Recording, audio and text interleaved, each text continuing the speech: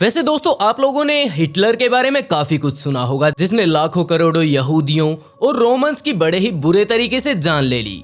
उसने काफी सारी ऐसी लड़ाइयां की जिसमें लाखों करोड़ों लोगों ने अपनी जान गंवा दी। जहां आज हम हिटलर की नहीं, जबकि आज हम बात करेंगे उसी के साथ रहने वाले एक ऐसे सनकी डॉक्टर के बारे में जिसने अगर उसका हिटलर का साथ ना दिया होता तो हमें नहीं लगता कि वो इतने लाखों करोड़ों लोगों की जान ले पाता। उसका इन सभी हत्याओं में काफी ज्यादा अहम रोल है और उसने इतने सारे लोगों की जान ले ली जिसके चलते आज उसे एंजल ऑफ डेथ भी कहा जाता है। दोस्तों मैं बात कर रहा हूँ डॉक्टर जोसेफ मिगले के बारे में, जो कि इतना ज्यादा सनकी डॉक्टर था जिसने पागलपन की सभी हदें पार कर दी, जिसने इस तरह के एक्सपेरिमेंट किए जिसके बारे में अगर हम लोग सिर्फ सोचते हैं तो भी हमारी रूह कांप जाएगी। लेकिन आखिरकार ये डॉक्टर इतना बड़ा हैवान कैसे बन गया, चलिए जानते हैं सबसे पहले इस बारे में। डॉक्टर का जन्म 16 मार्च 1911 को गनमर्ज जर्मनी में हुआ। इसके अन्य दो भाई भी थे और इनकी फैमिली काफी ज्यादा शांत किस्म की थी। इसके पिताजी की खुद की एक कंपनी थी जिसका नाम कार्ल मर्गले एंड सन्स था।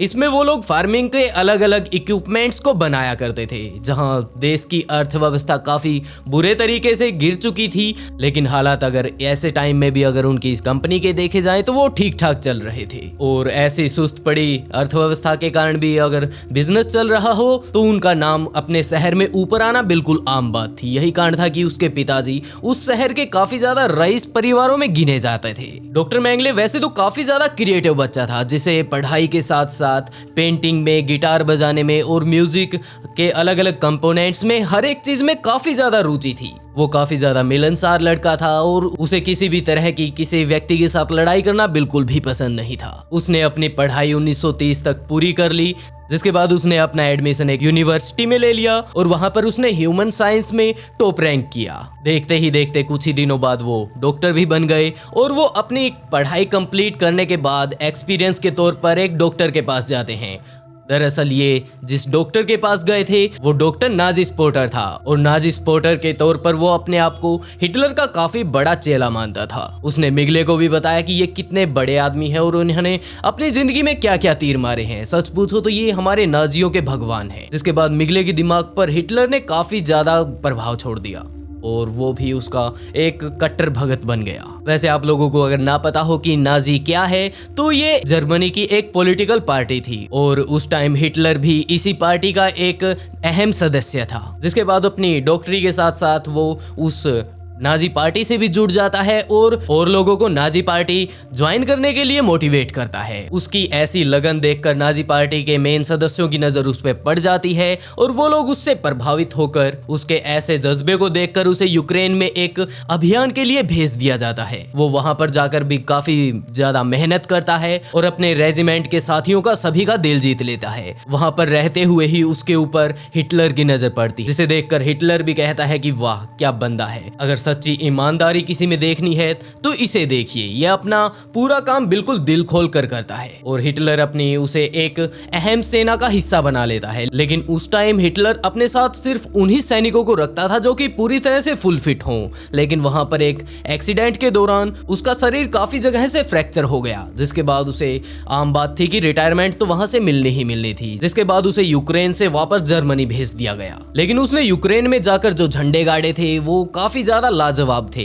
यही कारण था कि जब वो वापस जर्मनी आता है तो उसे जर्मनी आते ही शाबाशी के तौर पर उसे एक टुकड़ी का कैप्टन बना दिया जाता है। और वो एक डॉक्टर था, जिसके चलते उसे वहीं पर एक ऑस्विट कैंप में तैनात भी कर दिया जाता है। और यही उसकी जिंदगी का सबसे अहम हिस्सा भी था, क्योंकि यहीं पर रहकर वो लाखों करोड़ों लोगों की जान लेने वाला था। क्योंकि 1933 से लेकर 1945 तक जर्मन लोगों ने अपने समाज को शुद्ध और पवित्र बनाने के लिए काफी सारे अभियानों को चलाया था और वहीं यहूदियों को नाजी देश के लिए काफी बड़ा खतरा बताया गया। और इस खतरे को बताकर ही हिटलर ने काफी सारे यहूदी लोगों की जान ले ली और बाकी जो बचे उन्हें नाजी कैंप में ले जाकर बंदी बना लिया गया। जिसके बाद खाली बैठे एक दिन हिटलर के दिमाग में आइडिया आता है कि हम लोग यहाँ पर सिर्फ इन नाजी लोगों को बांध कर क्यों बैठा रखा है, ये लोग फ्री का राशन खाए जा रहे हैं, तो क्यों ना हम लोग इसे काम में लें। तो उसने अपनी सेना को आदेश दिया कि इस कैंप में जितने भी जो मजबूत लोग हैं, जो हट्टे कट्टे हैं, उनको एक तरफ रखो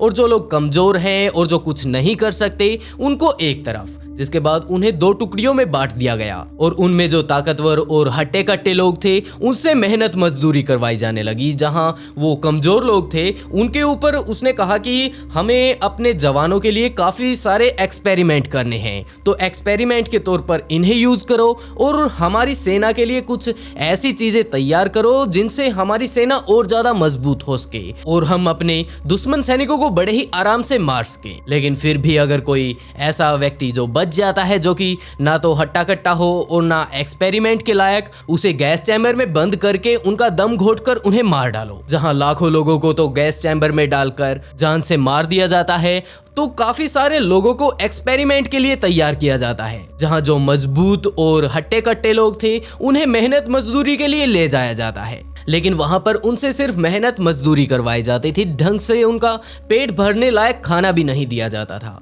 यही कारण था कि वो लोग बीमार पड़ने लगे और वो लोग भी एक्सपेरिमेंट वाली कैटेगरी में आने लगे। लेकिन यहाँ पर एक्सपेरिमेंट और ये मेहनत मजदूरी थी, ये सिर्फ यहूदियों और रोमन लोगों से ही करवाई जाती थी, किसी भी तरह के किसी नाजी व्यक्ति से नहीं। और इसके अलावा और भी काफी सारी ऐसी कैटेगरी थी जो कि इसका शिकार हो रही थी। और वैसे भी मैगले एक डॉक्टर था, हिटलर का काफी ज्यादा सच्चा भगत था और उसके भगवान ने जो बोल दिया वो सब बोल दिया। उसे सिर्फ यही समझ आता था कि उन्होंने बोला है तो ये सब मुझे करना ही है।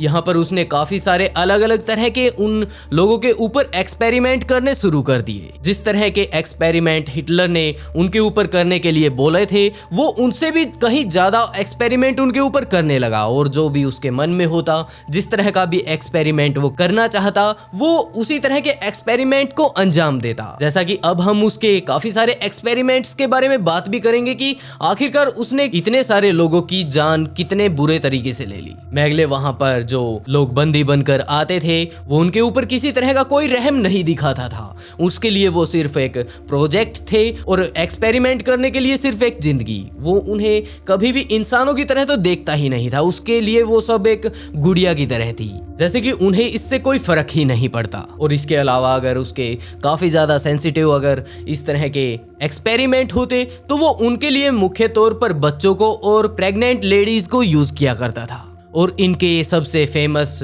जो एक्सपेरिमेंट्स थे उनमें था ट्विंस एक्सपेरिमेंट, क्योंकि इसमें वो 2 जुड़वा बच्चों को लेते थे और उनके अंदर अलग अलग तरह के एक्सपेरिमेंट करके देखते थे, क्योंकि उसका मानना था कि अगर ये बच्चे ट्विंस हैं तो अगर हम लोग एक एक्सपेरिमेंट एक बच्चे में करते हैं तो दूसरे से भी वैसा ही लगभग एक्सपेरिमेंट का नतीजा हमारे सामने आएगा। जिसके चलते वो अलग अलग तरह की बीमारियां किसी बच्चे के अंदर इंजेक्ट करते और उसे ठीक करने की कोशिश करते। यानी कि सबसे पहले बंदे को बीमार करो और उसके बाद उसे ठीक करने की कोशिश करो, क्योंकि उस टाइम अगर बात मलेरिया की जाए तो वो इतना ज्यादा जल्दी ठीक नहीं हुआ करता था। तो हिटलर ने और उसके खास जो वो डॉक्टर थे उसने इस बात का इंतजाम करने की सोची कि हम लोग ऐसी दवाई बना देंगे जिससे मलेरिया बड़ी ही जल्दी ठीक हो जाएगा। लेकिन उस एक्सपेरिमेंट के तौर पर वो पहले तो जुड़वा बच्चों को लेते और वो लोग उसके अंदर मलेरिया बीमारी को इंजेक्ट करते और बाद में उसको ठीक करने की कोशिश करते ताकि वो इस बात का पता लगा सकें कि आखिरकार इस बीमारी का इलाज क्या है। और इसी एक्सपेरिमेंट में न जाने कितने बच्चे अपनी जान गंवा देते थे। और इसी का शिकार उसने जुड़वा बच्चों को बनाया, जिसमें वो 2 जुड़वा बच्चों को लेता और उनमें से जो सबसे पहला है किसी भी एक को सिलेक्ट करके उसके ऊपर अलग अलग तरह के एक्सपेरिमेंट करता और देखता कि इसके अंदर किस तरह के बदलाव आ रहे हैं। वो उसके शरीर पर एक्सपेरिमेंट तब करता जब वो बच्चा जिंदा होता। वो उसकी आंखों में इंजेक्शन लगाना हो या फिर उसके घुटनों में किसी तरह की रोड फंसाना हो, वो बिल्कुल ये सब काम उस टाइम किया करता था जब वो बच्चा चिल्ला रहा होता और वो बिल्कुल ये सब अपनी आंखों से देख सकता था। और ऐसे हालत में अगर वो चिल्ला चिल्ला कर अगर ज्यादा दर्द के कारण बच्चा मारा जाता, उसका जो जुड़वा उसका दूसरा भाई है उसे भी क्लोरोफॉर्म सुंघाकर बेहोश कर देता और उसे बाद में मार डालता। जिसके बाद वो उन दोनों बॉडीज को आपस में एक दूसरे के सिमिलर लिटाता और बाद में उनके पूरे शरीर को खोलकर देखता कि पहले इसका शरीर ऐसा था और अब कुछ ऐसा दिखाई दे रहा है। इस सब की वो पूरी तरह से रिपोर्ट तैयार करता और बाद में ऐसी ही रिपोर्ट्स बना बनाकर उसने अपनी अलमारी भर ली। ये सब घटनाएं बिल्कुल इसी तरह चलती जा रही थी और इसी तरह दूर दूर से अलग अलग जगहों से नाजियों को ट्रेन में भरकर वहां तक लाया जा रहा था। वो ट्रेन में भी कुछ इस तरह भरकर उन्हें वहां तक पहुंचाते थे जैसे कि अगर एक किसी ट्रेन के डब्बे में अगर 100 लोग आ सकते हैं तो वो लोग उन्हें जबरदस्ती ठूस कर लगभग 200 या फिर 250 जितने भी उसके अंदर फंस पाते उनको वहां पर ठूस कर उस जेल तक पहुंचाया जाता। एक बार का वाकया ये भी बताया जा रहा है कि एक माँ अपने बच्चे से दूर नहीं हो रही थी, उसने गार्ड से ही लड़ाई करना शुरू कर दिया कि मैं अपने बच्चे के बिना यहाँ से नहीं जाने वाली। तो वहां पर मिगले कुछ ही दूर पर मौजूद था तो उसने उस गार्ड को आदेश दिया कि इस लेडी को अभी शूट कर दो, हमें एक्सपेरिमेंट के लिए बच्चा चाहिए। ये सभी घटनाएं अभी घट ही रही थी, लेकिन इन सब चीज़ों की जो कुछ भी वो पूरा दिन रिपोर्ट करता, किसी भी तरह का किसी व्यक्ति के ऊपर एक्सपेरिमेंट करता, तो ये सब की सब चीज़ें उसे अपने ऊपर हाई कमांड के पास जाकर रिपोर्ट करनी होती थी कि आज मैंने इस तरह का एक्सपेरिमेंट किया, इस तरह की मुझे सिमिलरिटीज़ मिली और इन सब चीज़ों में इतने बच्चे और इतने लोगों की जान चली गई। ये सब उसे बिल्कुल भी पसंद नहीं था, जिसके चलते उसने अपने जो हाई कमांड्स थे उनको जाकर रिपोर्ट किया कि सर मैं इस तरह पूरी की पूरी कमांड मेरे हाथ में लेना चाहता हूँ। उन्होंने भी उसकी इतनी सारी रिपोर्ट्स को देखकर और उसकी जो उसने अपनी जिंदगी में तीर मारे थे उन्हें देखकर कहा कि हाँ तुम ये सब कर सकते हो, तुम्हें ये सब मिलने का अधिकार भी है, आखिरकार तुमने इतने सारे जो प्रूफ्स हैं और इतने सारे एक्सपेरिमेंट हैं इन सब को अंजाम दिया है। वो अब यहाँ का पूरी तरह से हेड बन चुका था और सारा कुछ बिल्कुल उसके हाथ में ही चल रहा था। लेकिन 1943 आते आते उस कैंप में एक अजीब सी बीमारी फैलने लगती है जिसमें वहां पर मौजूद लोगों के मुंह पर अजीबोगरीब दाग धब्बे और चोट के निशान आने लगे, वो भी बिना कुछ मारे हुए। ये काफी ज्यादा अजीब बीमारी थी जिसके चलते इसका भी निचोड़ निकालने के लिए मिगले ने कहा कि जो व्यक्ति बीमार है उन्हें अलग करो, जो ठीक है उन्हें अलग करो, और जिन लोगों को ये सब बीमारी हुई है उन्हें एक अलग सेल में ले जाकर बंद कर दो। और दूसरी तरफ उसने एक चाइल्ड स्पेशलिस्ट से बात की कि इस तरह कुछ बीमारी हमारे यहाँ फैली हुई है। तो उस दूसरे डॉक्टर ने भी कहा कि ये काफी ज्यादा खतरनाक बीमारी लग रही है, मुझे इसके ऊपर एक्सपेरिमेंट करने होंगे। तो उसने कहा कि अगर आप बोलो तो मैं आपके पास एक्सपेरिमेंट के लिए बच्चों को भेज देता हूँ। दूसरे डॉक्टर ने कहा कि ये बीमारी यहाँ पर भी फैल सकती है, हम इस तरह का कोई रिस्क नहीं ले सकते। तो मिगले ने कहा कि चलो मैं इसका भी जुगाड़ कर देता हूँ, बस आप लैब का प्रबंध कीजिए। तो उसने लैब का प्रबंध कर लिया और मेगले को बताया कि हाँ मैं तैयार हूँ, अब तुम बताओ कि क्या करना है। तो मेगले ने उन सभी लोगों को उस सेल से बाहर निकाला जिसमें वो सभी बीमारियां फैली हुई थी और उन सब की गर्दन कटवाकर एक बिल्कुल बंद वैक्यूम वाली पन्नी में उसको डालकर उस साइंटिस्ट तक पहुंचवा दिया और कहा कि अब आप मज़े से अपने एक्सपेरिमेंट कर सकते हैं। और इसका अगला टेस्ट था हाई एटीट्यूड टेस्ट, जिसमें वो लोग इस बात को नापते थे कि अगर हम किसी तरह की ह्यूमन बॉडी में किसी तरह की कोई दवाई डालते हैं या फिर किसी तरह का एक्सपेरिमेंट करके क्या हम लोग किसी ऊंचाई वाली जगह पर भी बिल्कुल कंफर्टेबल महसूस कर सकते हैं। तो उसने अपनी अलग अलग दवाइयाँ अलग अलग शरीरों में इंजेक्ट की और उन्हें पहुंचा दिया कुछ ज़्यादा ही ऊंचाई पर, यानी कि अगर हम लोग एवरेस्ट पे जाते हैं तो हाइट बढ़ती जाती है। और इसी तरह उसने कुछ लगभग 4000 या 4500-5000 मीटर तक उन सब बॉडीज़ को पहुंचा दिया।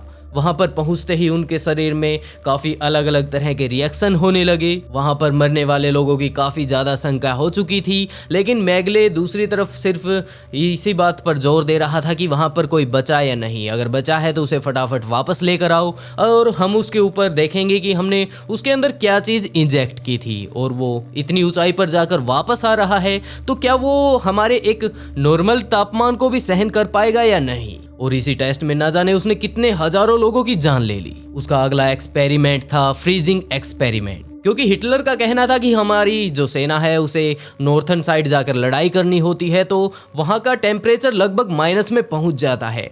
और अगर बात नॉर्थन देशों की जाए तो वो लोग ठंडे इलाके में रहने लायक अपने बॉडी को बना लेते हैं, लेकिन हमें अपनी बॉडी को इस तरीके से ढालना है कि हम लोग वहां पर भी बड़े ही अच्छे से सरवाइव कर सकें। और मेंगले भाई ने इतना सुनने की बस देर ही थी कि उसने इसके ऊपर भी एक्सपेरिमेंट करने शुरू कर दिए। उसने काफ़ी ज़्यादा ठंडे पानी के अंदर, जो कि लगभग हम लोग कह सकते हैं कि जमा हुआ है, उसने उसके अंदर काफ़ी सारे लोगों को छोड़ दिया, उनके ऊपर काफ़ी सारे अलग अलग तरह के एक्सपेरिमेंट करके कि अगर हम लोग अगर इनके अंदर ये सब चीज़ें इंजेक्ट कर देते हैं तो क्या ये लोग सरवाइव कर पाएंगे। और इसमें भी उसने लगभग हजारों लोगों की जान ले ली। उसने अभी तक लाखों लोगों की जान ले ली थी, लेकिन उसके ऊपर इन सब चीजों का बिल्कुल भी असर नहीं था। वो लगातार अपने एक्सपेरिमेंट आगे से आगे बढ़ाता जा रहा था, जिसके बाद उसने किया सी वाटर एक्सपेरिमेंट, जिसमें उसने कहा कि मैं समुद्र के पानी को अपने पीने लायक बनाना चाहता हूँ, लेकिन ऐसे कौन से हमारे अंदर मिनरल्स और विटामिन्स होने मौजूद हैं जो कि इस पानी को भी अपने अंदर बड़े ही आराम से फिल्टर कर सकें। जिसके चलते उसने काफ़ी सारी चीज़ें इंजेक्ट की और समंदर का पानी का जुगाड़ करवा के उसके अंदर काफ़ी सारे लोगों को छोड़ दिया। उन्हें ना तो किसी तरह का खाना दिया जाता था और ना ही सिंपल पानी, वो उन्हें पीने के लिए पानी के तौर पर सिर्फ समंदर का पानी ही दिया करता था और उसी में नहाओ और उसी को पियो। और इसी खराब पानी को पी पी कर वहां पर मौजूद काफी सारे लोगों ने अपनी फिर से जान गंवा दी। अभी भी उसका अत्याचार बिल्कुल इसी तरह बढ़ता जा रहा था और वो इसी तरह लगातार फिर भी अपने एक्सपेरिमेंट कर रहा था। कहीं पर तो वो जिंदा इंसानों के ही अलग अलग